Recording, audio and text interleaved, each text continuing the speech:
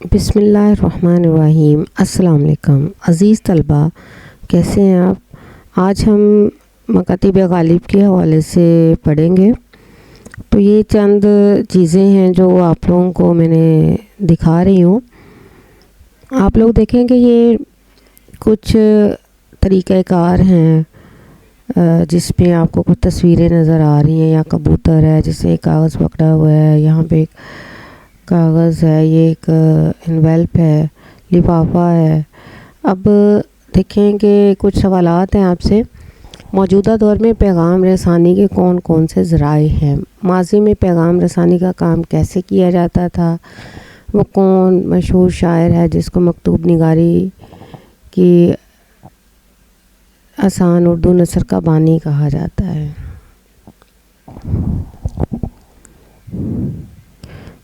مکتوب غالب، مرزا اسد اللہ خان غالب۔ غالب کا تعارف تو ہر کتاب میں جو ہے وہ دیا ہوا ہے اور آپ لوگ جانتے بھی ہیں۔ غالب کا اپنا ہی ایک انداز ہے اور بطور شاعر انہوں نے 1807 میں اپنی شاعری کا آغاز کیا اور بے پناہ شہرت حاصل کی۔ جبکہ نثر کا آغاز غالب نے فارسی نثر نگاری سے کیا، جبکہ اردو نثر نگاری میں غالب کا سب سے بڑا کارنامہ ان کے خطوط ہیں، جن کے ذریعے غالب نے اردو کے ایک منفرد نثری اسلوب سے روشناس کروایا۔ غالب کے مکتوب اردو ادب کا ایک اہم سرمایہ ہے جو نہ صرف ان کی ذاتی زندگی کی عکاسی ہیں بلکہ اس کے زمانے کی سماجی ماحول، سیاسی حالات کو جاننے میں بھی نہایت کارآمد ہے۔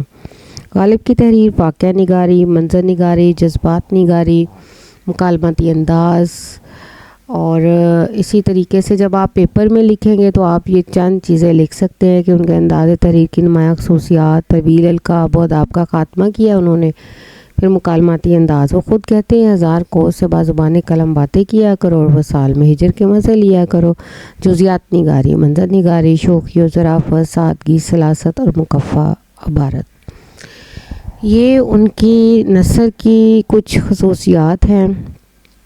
اہم تصانیف ان کی عود ہندی، اردو معلیٰ، مکاتب غالب۔ آج ہم جس خط کے حوالے سے پڑھیں گے وہ ایک تو منشی گوپال تفتہ کے نام ہے اور اس کے بعد دوسرا علاء الدین احمد خان علائی کے نام ہے۔ اس میں سب سے پہلے اہم اقتباسات کی وضاحت کے لیے سب سے پہلا اقتباس ہے، صاحب سے شروع ہوتا ہے اور اس کے اہم نکات ہیں: محروفہ، بساط، بلی ماروں کا محلہ، دلی، متخلص۔ اس میں آپ دیکھیں کہ منشی ہرگوپال تفتہ کے نام: صاحب تم جانتے ہو کہ یہ معاملہ کیا ہے اور کیا واقعہ ہوا؟ وہ ایک جنم تھا جس میں ہم تم باہم دوست تھے اور طرح طرح کے ہم میں تم میں معاملات مہر و محبت درپیش آئے۔ شعر کہے، دیوان جمع کیے، اسی زمانے میں ایک بزرگ تھے کہ وہ ہمارے تمہارے دوست دلی تھے، اور منشی نبی بخش ان کا نام اور حقیقی تخلص تھا۔ ناگہاں نہ وہ زمانہ رہا، نہ وہ معاملات، نہ وہ اختلاط، نہ وہ انبساط۔ بعد چند مدت کے پھر دوسرا جنم ہم کو ملا، اگرچہ صورت اس جنم کی بائینہ مثل پہلے جنم کے ہے۔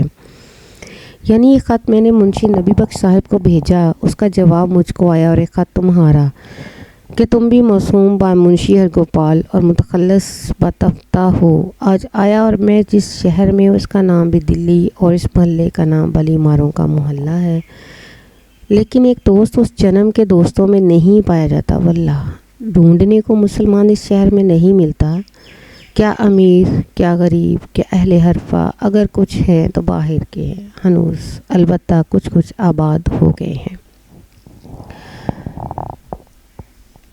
انگریزوں کے خلاف 1857 کی ہونے والی بغاوت، جسے بعد میں غدر کا نام دیا گیا، اس میں دلی شہر بہت تکلیف دہ اور مایوس کن حالات سے دوچار ہوا۔ غالب نے اس خط کے ذریعے اس عہد کے دہلی شہر کے سماجی زندگی کے ساتھ ساتھ وہاں کے سیاسی حالات کا بھی نقشہ کھینچا ہے۔ انگریز حکمرانوں کے قابض ہونے کے بعد بھی شہر اجڑنے کے بعد دوبارہ آباد ہو رہا تھا، اور یہ ایک طرح سے غالب کے لیے دوسرا جنم تھا۔ اس لیے غالب کہتے ہیں کہ وہ ایک جنم تھا۔ یعنی جو 1857 کی جنگ آزادی سے پہلے کا تھا اور ایک جنم 1857 کی جنگ آزادی کے بعد کا ہے. اس جنم میں ہم باہم دوست تھے، یعنی ہم آپس میں دوست تھے، طرح طرح کے مہر و محبت کے معاملات تھے، دوستی تھی، محبت تھی، اور مہر و محبت یہاں پہ مرکب عطفی ہے. اسی طرح سے سوالیہ انداز ہے غالب کا. صاحب یہاں انہوں نے مخاطب کیا ہے، دیکھیں ندائیہ استعمال کی ہے. تم جانتے ہو کہ جو ہے یہاں پہ حرف بیان ہے، یہ معاملہ کیا ہے اور کیا واقعہ ہوا، یعنی یہاں پہ سوال کیا گیا ہے، پھر خود ہی وہ جواب دے رہے ہیں. اسی وجہ سے غالب کا انداز جو ہے وہ مکالماتی انداز کہا جاتا ہے.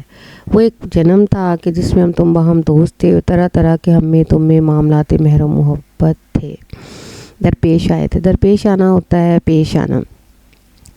شعر کہے دیوان جمع کیے. دیوان سے مراد یہاں پہ الفبائی ترتیب میں جو شعری مجموعہ یا شعری کلام کو جمع کیا جاتا ہے، اکٹھا کیا جاتا ہے، تو اس میں اب وہ کہتے ہیں کہ مشاعرے منعقد ہوتے تھے، لوگ تمام شعراء ایک جگہ پہ اکٹھے ہوتے تھے، ایک دوسرے کو شعر و شاعری سناتے تھے. اس وقت ایک ہمارے دوست ہوا کرتے تھے کہ وہ ہمارے تمہارے دوست دلی تھے، منشی نبی بخش ان کا نام اور حقیر تخلص تھا. یعنی وہ اس دوست کو یاد کر رہے ہیں جو اس دور میں ان کا تھا، منشی نبی بخش کے نام سے، جب سارے اکٹھے ہوتے تھے. ناگاہ اچانک، نہ وہ زمانہ رہا، نہ وہ معاملات، نہ وہ اختلاط، نہ وہ انبساط. یعنی نہ ہی وہ زمانہ رہا، عہد رہا. 1857 سے کی جنگ آزادی سے پہلے کے زمانے کو یاد کر رہے ہیں نا، کہ اچانک معاملات، حالات سارے تبدیل ہو گئے اور زمانہ بھی تبدیل ہو گیا، معاملات بدل گئے. نہ باہمی طور پر وہ جو میل جول تھا، خوشی تھی، وہ سب ختم ہو گئی، اور دوست احباب بھی بچھڑ گئے جو ہر وقت ان کے یہاں محفلیں سجائے رکھتے تھے. اس سے غالب کہتے ہیں کہ میرے اس جنم میں سے کوئی دوست باقی نہیں. یعنی جو پرانے دوست تھے وہ باقی نہیں رہے، نہ ہی وہ محفلیں آباد رہی ہیں اور نہ ہی وہ دوست آباد رہے ہیں. اور چونکہ جنگ آزادی کا تمام تر الزام مسلمانوں پر آیا تھا، مسلمانوں نے غداری کی، اس لیے تاب بھی مسلمانوں پر گرا. اس لیے غالب کہتے ہیں کہ یہاں نام کے بھی مسلمان نہیں ہیں، امیر غریب سب چھوڑ کر دوسرے شہر میں منتقل ہو گئے.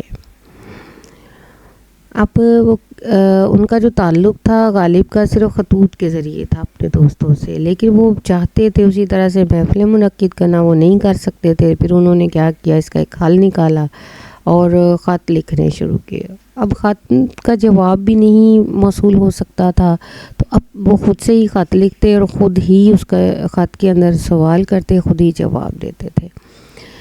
یعنی یہ خط میں نے منشی نبی بخش صاحب کو بھیجا، اس کا جواب مجھ کو آیا، اور ایک خط تمہارا کہ تم بھی موسوم با، یعنی نام سے، موسوم نسبت سے، با منشی ارگوپال، اور متخلص یعنی تمہارا تخلص جو ہے با تفتہ ہو. تفتہ کا معنی ہوتا ہے جلا ہوا. یعنی یہ ان کا شاعری میں یا مضطرب بھی کہہ سکتے ہیں. آج آیا اور میں جس شہر میں، اس کا نام بھی دلی. یعنی وہ یہ اپنے دوستوں کو بتانا چاہتی ہیں کہ میں ابھی دلی میں ہوں اور مجھے شہر سے ابھی نکالا نہیں گیا، بلکہ میں اسی شہر میں موجود ہوں. اور بلکہ وہ محلے کا نام بھی بتا رہے ہیں کہ اس محلے کا نام جو ہے وہ بلی ماروں کا محلہ ہے. لیکن ایک دوست اس جنم کے دوستوں میں نہیں پایا جاتا. یعنی کچھ دوست جو تھے وہ چلے گئے تھے وہاں پہ. واللہ یہ حرف تعصب ہے، افسوس کر رہا ہے، ڈھونڈنے کو مسلمان اس شہر میں نہیں ملتا، کیونکہ مسلمانوں کو وہ نکال رہے تھے، کیا امیر کیا غریب کیا اہل حرفہ. یہاں سکتہ کا استعمال کیا گیا ہے، اور اہل حرفہ سے مراد اہل ہنر. اگر کچھ ہیں تو باہر کے ہیں ہنوز، البتہ یعنی ابھی تک. ہنوز کا معنی تھا ابھی تک، یہاں پہ املا کی غلطی ہے، کچھ آباد ہو گئے، یعنی کچھ بچے ہیں ابھی. کچھ لوگ ایسے ہیں جو شہر سے باہر چلے گئے ہیں، لیکن کچھ لوگ ایسے ہیں جو ابھی تک موجود ہیں. نیکسٹ انشاءاللہ اگلے لیکچر میں آپ لوگوں کو اگلے پیراگراف کی وضاحت کرواؤں گی، اور اس میں آپ کو بتاؤں گی کہ آگے یہ کیا کہتے ہیں. غالب کی کہانی سننی ہے اگلی، تو انشاءاللہ نیکسٹ لیکچر کے ساتھ میں دوبارہ حاضر ہو جاؤں گی. نوٹس آپ لوگوں کو تفصیلی طرف سے مل جائیں گے. شکریہ.